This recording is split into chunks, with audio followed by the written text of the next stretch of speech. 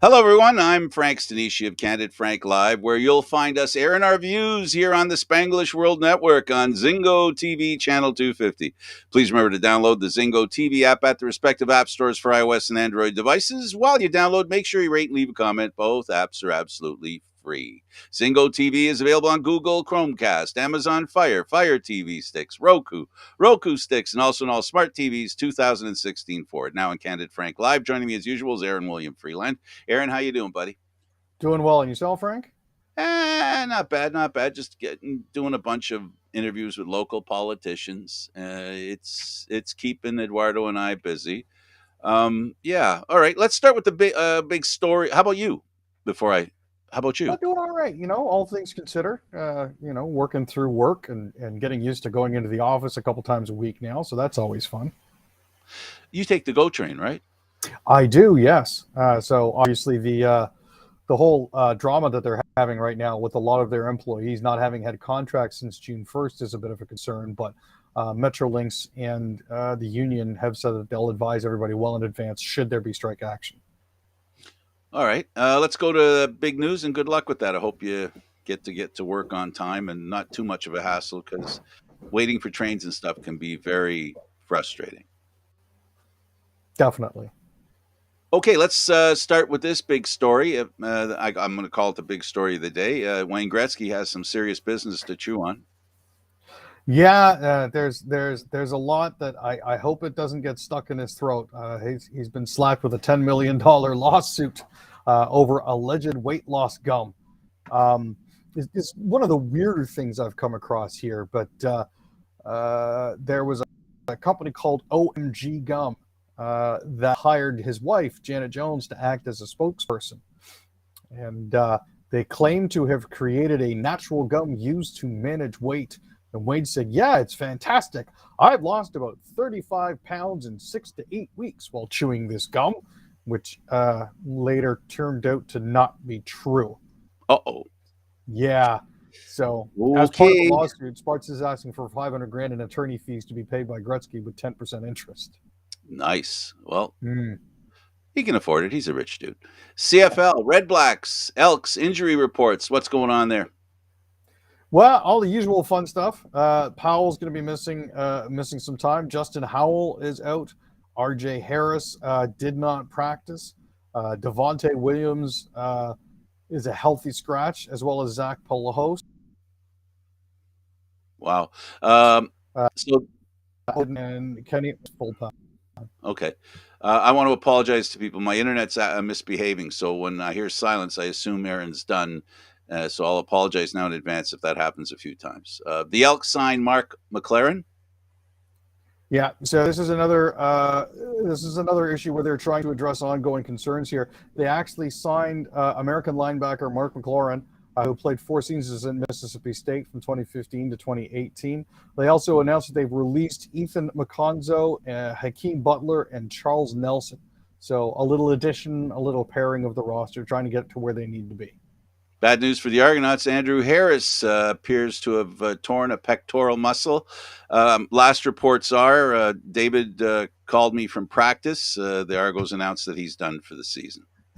Yeah, apparently they were hoping that it was going to be 4 to 6 weeks, but it turns out he does actually need surgery for that. So hopefully he'll be able to fully recover, and we'll see him next year.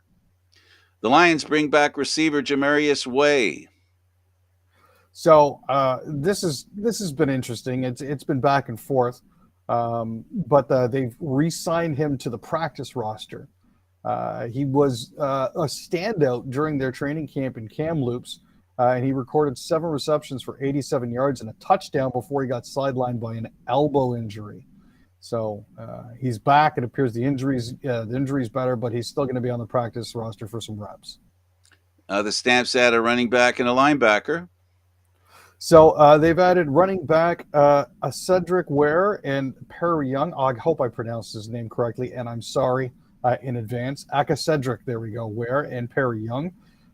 So Ware spent part of the 2021 season on the practice roster and has been activated from the retired list, while Young re-signed with the Red and White after attending Calgary's training camp back in May. Lions quarterback Rourke named top performer for the third week in a row. So, based on the heels of his comeback victory, he's been named there again. This is his third straight week and the fifth time this season. He, along with Brian Burnham and defensive back Wesley Sutton of the Alouettes, have earned second and third performer honors, respectively. And he had almost 500 yards, breaking his own Canadian single game record in that 41-40 win that we spoke about earlier this week. This is not CFL news, or is it? Sarah Orlesky, as you may know from the Canadian Football League standing on the sidelines, is leaving that job to work full-time with the Winnipeg Jets. Yeah, so this was a bit of a surprise to everyone. I don't think we were really expecting that. But she had hosted the Jets on the Three Letter Sports Network broadcast for the past 11 seasons. She's got 20 years of sports broadcasting experience, and she's bringing that now to the Winnipeg Jets. I'm very excited for this. It's a great step up for her. Yeah, she's a Winnipeg girl, so she's staying home and she's working for the Winnipeg Jets, whom she has had a lot of occasion to work with from the TSN perspective, but now she'll be doing it directly with the Winnipeg Jets.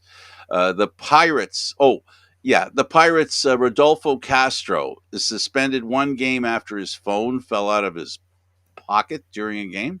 Yeah, this made a lot of highlight and blooper reels. He was running the bases last week and slid into third. And as he did, his cell phone popped out of his back pocket. Now, this is a violation of Major League Baseball's electronic device policy. He's going to appeal that suspension, which means that he'll be able, he played yesterday. But the thing is, it's kind of obvious that he violated the league's policy when his cell phone comes flying out of his pocket.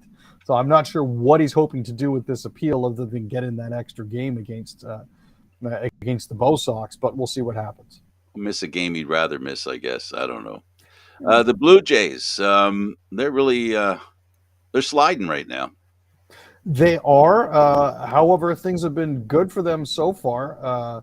At least in today's game, Springer came across the plate. The Jays have lost 8 of their last 10. They're not playing anywhere where they need to be. I think some of the key factors that we'll be looking at here is George Springer going to continue to be healthy? Because he's had a nagging injury, elbow injury, which appeared sometime in June. The timeline for that is rather unspecific. The other thing that we're looking at is they play the Orioles a lot, and the Orioles seem to have their number. So, it's one of those things. And finally, Jose Barrios needs to snap back into number 3 starter status. Yusei Kikuchi is being sent down. So it's one of those things where he needs to step up and improve his game. Otherwise, it's going to be a rough road for them. Yeah, they need another starter, but there's players coming back, getting healthy, pitchers, that's what they need. They need some good pitching. They haven't been getting it. Was there a TFC story you wanted to do? Because the story I'm looking at, it talks about Pozuelo scoring twice. He's not with them anymore. Yeah, I do apologize for that. It's something old that popped across my feed, and I just threw it in there by accident. But no, okay. So then let's go to hockey and Canada hockey. Canada stays undefeated at World Juniors, 6-3 win over Finland.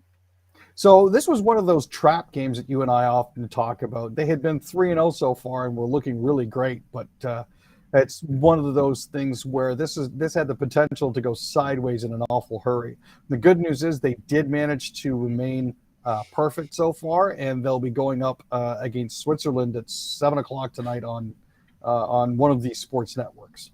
And it'll be a quarterfinal game in that championship. Yes. Let's go to the National Hockey League and talk about the Flames, and they're looking to play hockey games for the first time in decades for an organist. Can you believe that? Yeah. Well, and we did mention that Willie Juicin passed away earlier this year. He'd been playing for them for the past 34 years. So they've put up an online posting for the job. And it's going to be for them and the Calgary Wranglers, their AHL affiliate, which they finally got to move from Stockton. So they're happy about that. But at the same time, it's a part-time job. But they're looking for somebody who has a working knowledge of hockey and hockey music. So, yeah, there is a knowledge. It's well founded. Flames forward Huberdeau pledges to donate brain for research on brain injuries. So this is one of those things where Jonathan Huberdeau recently signed an extensive contract with them. Um, he's joining a group that include Mark Garneau, Callie Armstrong, and Major General Dennis Thompson, who have also joined about 170 other Canadian Armed Forces members and veterans in what's called Project Enlist Canada, which is going to focus on helping research for traumatic brain injury, chronic traumatic encephalopathy, and PTSD. He says, as an NHL player, I'm very aware of the impact of traumatic brain injuries, concussions, and the link to other mental health issues. I'm proud to support the Canadian military veterans by pledging to donate my brain to Project Enlist Canada and support research. Looking at news, the feds announced 4 new passport service sites. So this is, to deal with the backlog, because as everybody knows, we've been having a lot of issues with that sort of thing. More than a quarter of the new 1.1 million applications filed since April haven't yet been processed. So this is something that they gravely need to address. They're opening up 4 additional Service Canada centers in Alberta, Ontario, Quebec, and PEI to address the overflow. Public hearings in Emergencies Act inquiry to start in September. So this is something that we've been waiting for a while now, based on the fact that the Emergencies Act was invoked February 14th concerning the Freedom Convoy. So they've formed what's called the Public Order Emergency Commission, and they are expecting hearings to run from September 19th until October 28th at the Library and Archives Canada in downtown Ottawa. Hearings will be live streamed online for those who want to get in on it. And members of the public will have opportunities to share their views, with a final report expected first quarter 2023. Intelligence report flagged possible violent revenge after the Ottawa protest shutdown. Yeah, so this is information that was derived from CSIS. They were looking at possible repercussions of shutting down the Freedom Convoy, but a lot of it did point, and a lot of the online chatter did actually point to the potential for actual violence. The good news is that didn't happen, and again, it's something to be aware of. It's a new threat for public safety agencies to consider when it comes to this sort of thing. Did you get a chance to watch the Lisa Laflamme? I guess her comment finally. I mean, how tough is it to know you've been canned and you can't say anything for 2 months? Yeah, that's the hardest part. I'm Isn't that awful? really disturbed to find that it did actually happen back in June. So It's crazy. It's crazy. But anyway, she obviously has a real strength of character, because there was no clue that obviously the ultimate pro. I mean, she did her job and she didn't flinch, or at least we don't think she did. And congratulations to her for putting up with something I think no one should have to put up with. That's just terrible. That's brutal. no, I was very disheartened to hear that, and the fact that You're, she had to carry it with her for yeah, 2 you're months. Ken. Keep going out there for a while. Yikes. Yep. Terrible, terrible. Hudson's Bay to resurrect, get this, Zellers. So they're actually looking to relaunch the discount retailer to be digital first. They're hoping to tap into the nostalgia surrounding the brand. I personally am kind of looking forward to it, because Zellers always had more affordable prices. Not necessarily always the greatest selection, but at the same time, it was an option when you couldn't find other things out there. So they launched pop-up shops inside Hudson Bay department stores, more specifically one in Burlington and one in Anjou, Quebec, to sort of gauge reactions. Apparently, it looked to be going relatively well, so they're thinking of bringing it back, as well as not just brick and mortar, but online more specifically. Once old is new again. More news in Canada. Feds announced sorry, I'm going backwards here. I don't know how I ended up going backwards. Public hearings, let's see. Intelligence report flagged. We got that one too. That? Oh, Yep. my goodness. I copied things twice. I can't say this, but F off you F wads. Peterborough mayor says to QAnon followers who tried to arrest police. Yeah. So there's a lady who calls herself the Queen of Canada, who goes by the name of Queen of Canada, named Romana Didulo.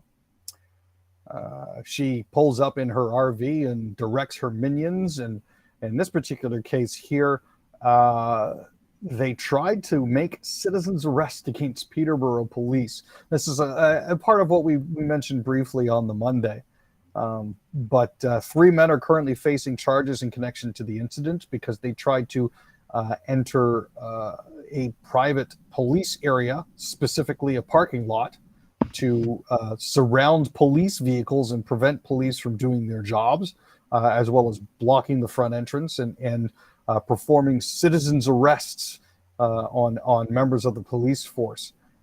This wasn't limited to just standing in front of them, but also apparently they attempted to call the Canadian military in to arrest the police as well. The mayor had evidently had enough, and that was her public statement. I bet you when she was originally sworn in, they didn't think that she'd be quite that sweary.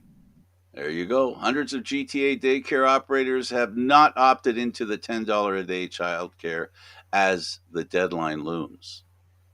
So this is, Ontario was one of the last provinces to sign on for this sort of thing.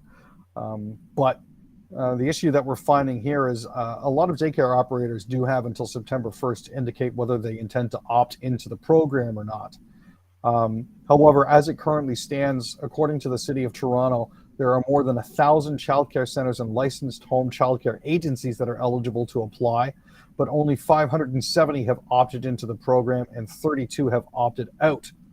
99 of those who have opted in are commercial centers or for profit. 19 of the 32 who opted out are also for profit. So what we're seeing here is a childcare gap. A lot of other communities will be offering this affordable childcare to their communities. Toronto, not so much. Well, times they are changing. Former Ontario Liberal leader Stephen Del Duca announced his run for Vaughan Mayor. So I had forgotten that he'd actually stepped down, mainly because his run as the Liberal leader had been thoroughly uninspiring and unremarkable. It included a loss to Ford. But yeah, he's decided that he's going to run for mayor in Vaughan during the October municipal election. He says his campaign is going to focus on stemming traffic gridlock in the city that he's called home for the past 35 years. So yeah, he had a rough go of it. He resigned in 2020. He resigned in June 2022 after he was unable to hold his own riding of Vaughan Woodbridge, but he's apparently intent on becoming the new mayor. I guess Stephen Del Duca was stung by the B. Swillen Premier of Ontario. There's a big grin on my face. You can't necessarily see it, Frank. Okay. Northwest Territory childcare providers trying to be optimistic about, again, we're talking about that $10 a day deal. Yeah. Now, what happened was the Northwest Territories government have signed a $51 million 5-year childcare agreement back in December. The idea was to halve the fees, and that's HALVE, and create 70 new spaces by the end of 2022. They're planning on creating an additional 230 daycare spaces by 2026.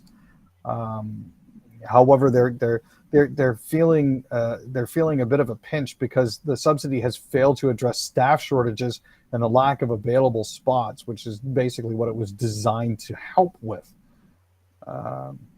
So they're having a bit of an issue with it, but they're still remaining optimistic. About the fact that they can actually get it done.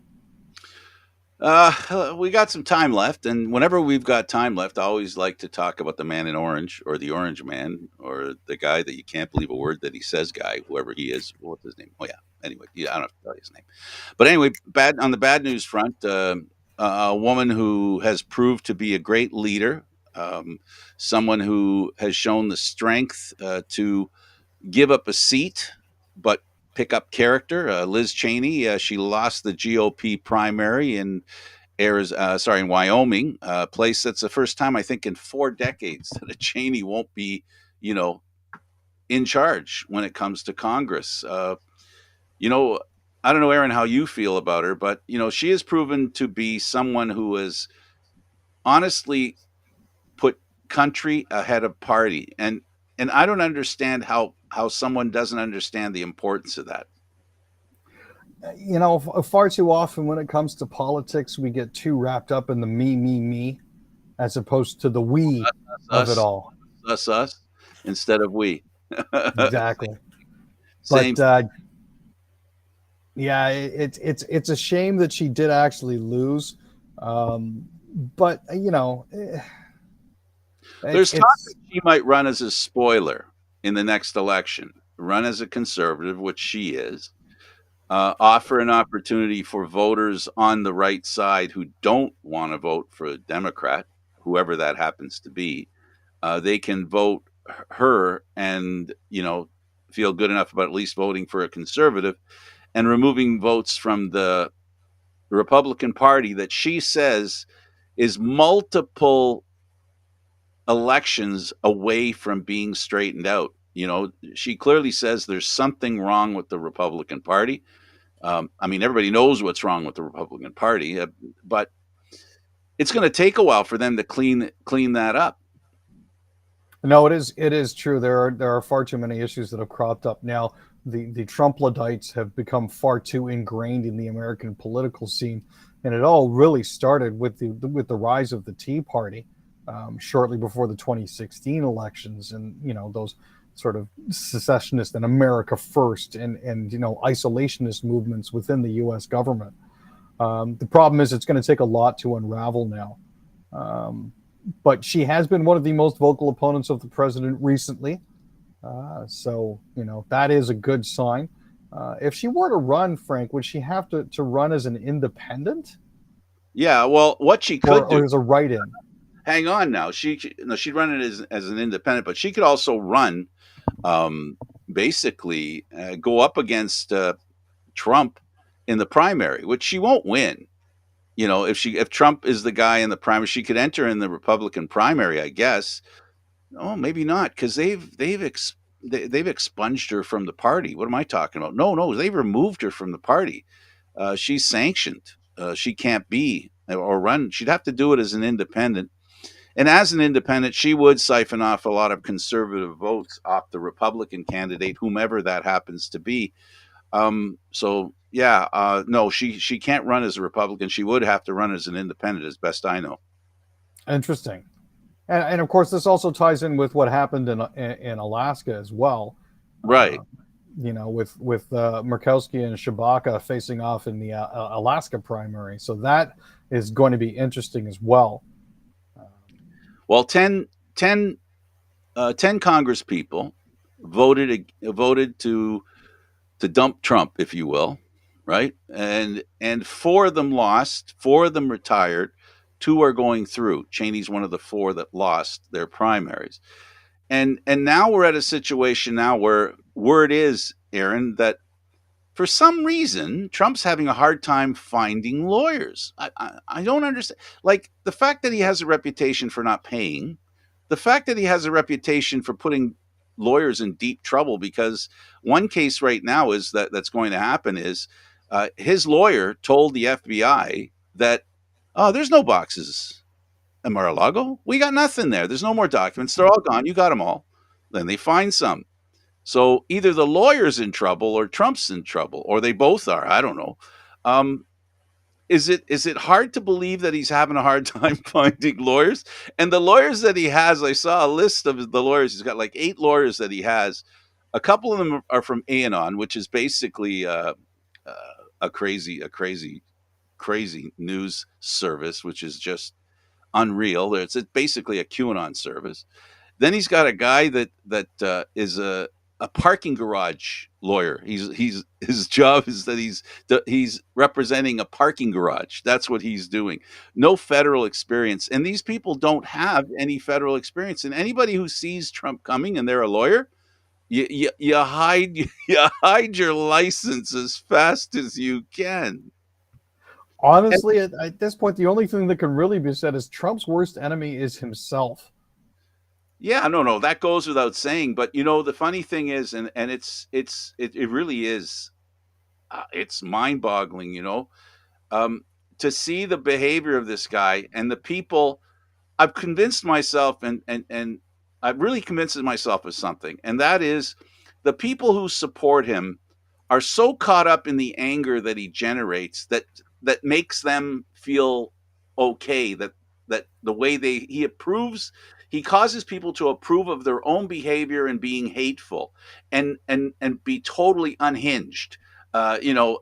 Example, when Trump does something and somebody says, you know what, Trump shouldn't have kept those documents. He should have left them in the White House. People say, well, what about Clinton? What about what about Obama? And like almost to suggest like they've done it too, and they say it as if it's real. To think that nobody would say anything if the whole reason why the archives are going after these documents is because every president before him let them have this stuff. That's why they're so frustrated. And I just find it I do truly find it disgusting that this kind of dishonesty and this kind of, you know, he knows what he's doing. His people and the Republicans know what they're doing when they're lambasting the FBI and calling the FBI Gestapo, and they are definitely putting, a target on them. The other thing is, this is part of like a well-known playbook that he's used before. Absolutely. This is not unfamiliar to people in the media. This is not unfamiliar to those of us who don't suffer from massive cognitive dissonance. There's even this is one of those things that that they're wrong, but you can't tell them that they're wrong because they refuse to believe it. Like, Absolutely. for example, there's a lady by the name of Nikki Haley who tweeted that already this financial year, 66 terrorists were caught at the southern border. Biden is not protecting America. If he won't take it seriously, it's up to the GOP and Congress to keep Americans safe. Yeah. But they caught the terrorists at the border. That means they didn't get into America. Yeah, it's just crazy. Well, listen, Aaron, we got to go. I just realized, just looked at the time, and I didn't put on my little. Let me see here. Let's see if Daniel. Oh, it says 4 minutes. Oh, okay. We've gone over. We got to go. Thanks, Aaron. Thanks, Frank.